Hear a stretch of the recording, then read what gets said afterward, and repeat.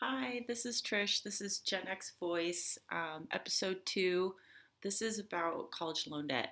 And I wanted to do this because I feel like not everyone understands that there is a group of us Gen Xers who are also suffering from crazy amount of student loan debt and just the vicious cycle that going to school and craziness. But as you get to know me, you're going to find out I did a lot of things a little bit crazy. And one of the things that happened to me in college was I just really loved every. I basically went to my career services department and was like the day after graduation, and was like, "What do I do with a French degree?" And they were like, "I don't know, like look online." They really didn't have an answer, and they didn't really have like a way to help me at all. And in 2000, search engines on the internet were way different than they are now. Like this was pre-Google, and you basically would like type in the search engine, and it would come out as these like HTML texts. And you know how Google is now, like you could Google stuff and it'll be like, do you want to watch a video about this? Do you want to see images about this? When you clicked on that HTML. And usually it was just like a series of them. And so like I remember I would spend nights just like going through and just clicking on every single one. And the thing that was kind of frustrating was the only thing I could find to do with a French degree was translating. And any of you that have ever taken foreign language courses or world language courses, your vocabulary is like, where's the bathroom? How much does this cost? Do you have a friend named Sue? Or something like that. Like, not like medical terms or law terms, which, if you're doing translation, it's going to be things like that. Like, um, it's just it's just not you're really not qualified to do that either with just a French degree. And so what ended up happening was, and I'm going to do posts about just all the crazy things I've done with my life, and to be really honest, I would never trade any of that for the life that I've led, because I really do think that it's given me a very full life and a very interesting perspective. Um, but basically, what happened was I ended up going to Paris to be a nanny or an au pair, because I really didn't know what else to do. And I was working a minimum wage job, helping adults with special needs, like taking them to coffee houses and art shows and things like that, but being paid minimum wage. And, to be really honest, like I would probably still be working that job in the beautiful community where I went to school, if it actually paid a lot. Because when I graduated, I was a little frantic because sort of reality hit that, like, here I was, with this sort of worthless degree, if I can be honest to say, where there was no direct route to a career, and $44,000 in debt. It's pretty crazy. And so I did the crazy thing of like buying a one-way ticket to Europe, and the family that I was an au pair for, they slept on the floor in the living room, so they could give up their bedroom for me, and that was pretty awful. I mean, really nice of them, but that was really uncomfortable. And so then I ended up going to London to be a nanny, but even there I wasn't paid very much because I ended up spending a lot of time like cleaning toilets and like cleaning people's houses. And so I finally made my way to New York City. I know this is like a crazy journey, but I mean, I'll give you more details in the future. But where I got a job with Christian Dior as a receptionist, but like it was just like kind of a dead end job. And even though I was getting paid a pretty great amount of money, I was able to get rid of a lot of the credit card debt that I had racked up in college.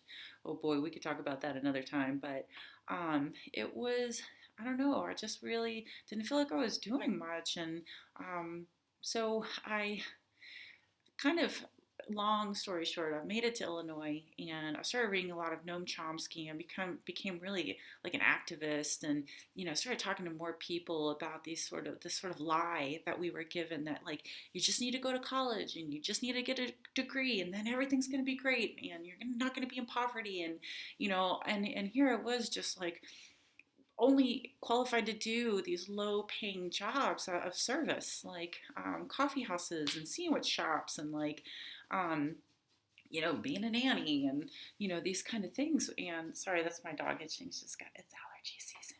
Um, and, um, and it's just really, I don't know, a lot of us felt that way. And so, um, the crazy thing is that, I decided that I would just go to school to be a teacher and rack up more debt to do a certification program. And so I'm borrowing more money on top of that. And funny enough is, the U.S. government was like, no, you're kind of cut off when it comes to undergrad programs. So I had to borrow from my family and an extended family, and only on the condition that I could pay them back. And boy, that was like, when you're barely making ends meet, even as a teacher, like that money was a lot to give back. But I did it. I did it in like, oh, I don't know, like a year or so. But anyway, um, the thing is that teaching doesn't really pay that much, and it definitely doesn't ensure that you can pay a lot of your student loan debt. And because I had been so poor the 4 years leading up to like having a degree, a teaching certificate, I was deferring my loans, which I'm sure some of you out there are like, what? How do you not know? You should never do that. Well, if you can't hardly make ends meet because you're getting paid like such menial, like such small amounts, like no matter how many jobs you work and how many hours you work, and I know that a lot of people can relate to this, like there's like a vicious cycle. Those of us that kind of are coming from nothing and kind of go to college, like you come out with this debt, and it's so heavy. And it's not just millennials that are feeling. There's a lot of us in Gen X that were given the same lie of like, you got to go to college, and you got to just say, get all the money you can to go to college, and just get that degree or whatever. And then you come out and you're like, okay, now, well, how am I going to pay for that? Because the degree I got, y'all didn't tell me like I should have like a certain degree, like I should have gone into accounting or something like that. So anyway, so I decided to go back to school again because I thought, well, maybe I just need to get, a master's degree so that in education I can kind of like climb the ladder that way and like maybe become a principal and a superintendent. And and I racked up all this debt for that. And I found out I couldn't really get my foot in the door in administration when it came to schools. Like a lot of universities are a lot of high schools are or K-12 schools really like to hire from within. So even though I was applying at like different states and all over the country, like I really wasn't getting my foot in the door in that way. And so I just kind of was like, well, maybe I'll get a doctorate, because surely people will want to hire me if I have a doctorate, then I really know what I'm talking about. And so I did a doctoral program for 2 years, and meanwhile I'm just like racking up this debt, and it's just getting more and more and more, and there's no sort of end in sight.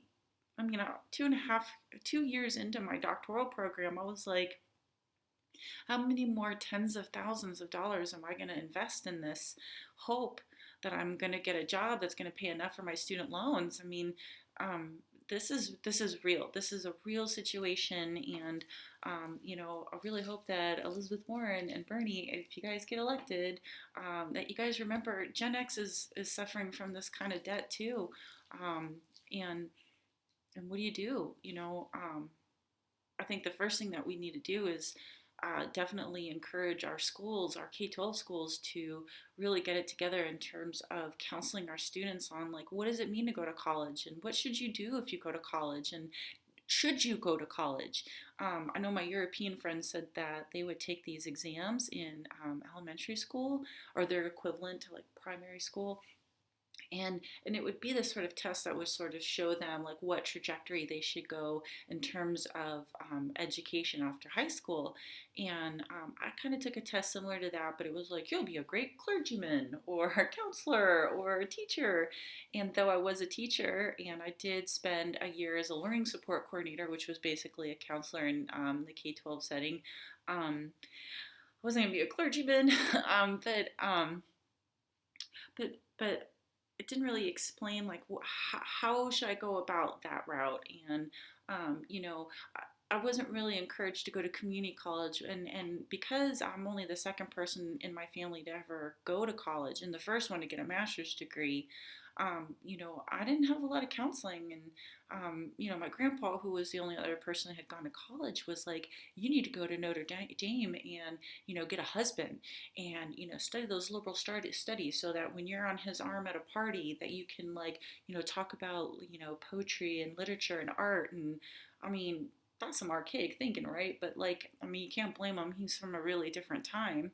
He was born like 45 years before I was. So, um, but I mean, that's the advice I got in college. You know what I mean? And I wasn't gonna go to Notre Dame, so um, I don't know. And I wasn't trying to get my MRS, as they used to call it.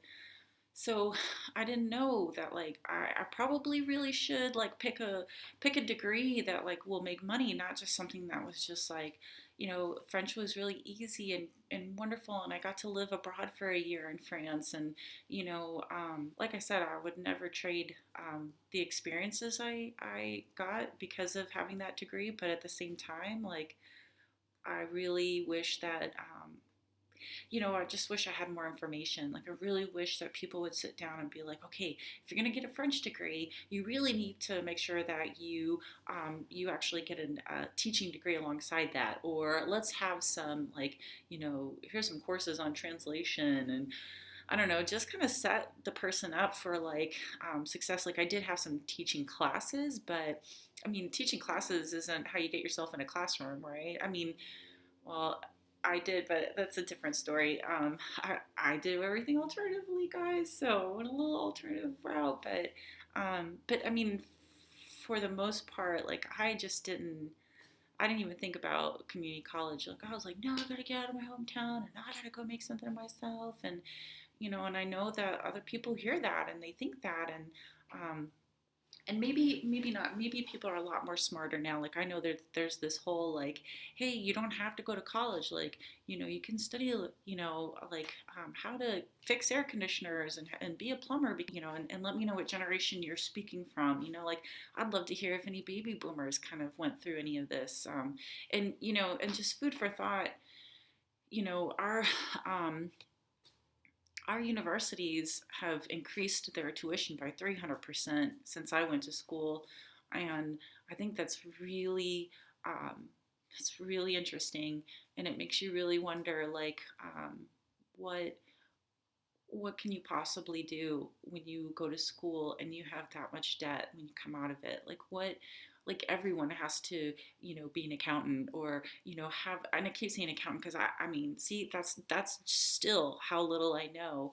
Um, to this day, about, like, what you really should study in college to make sure that you have money to pay your college loan off. And is that why we go to college? Like, for me personally, like, I went to college because I wanted to suck the marrow out of life. Yes, I love Dead Poet Society. Yes, I love poetry in general. Why do you think I was a French major?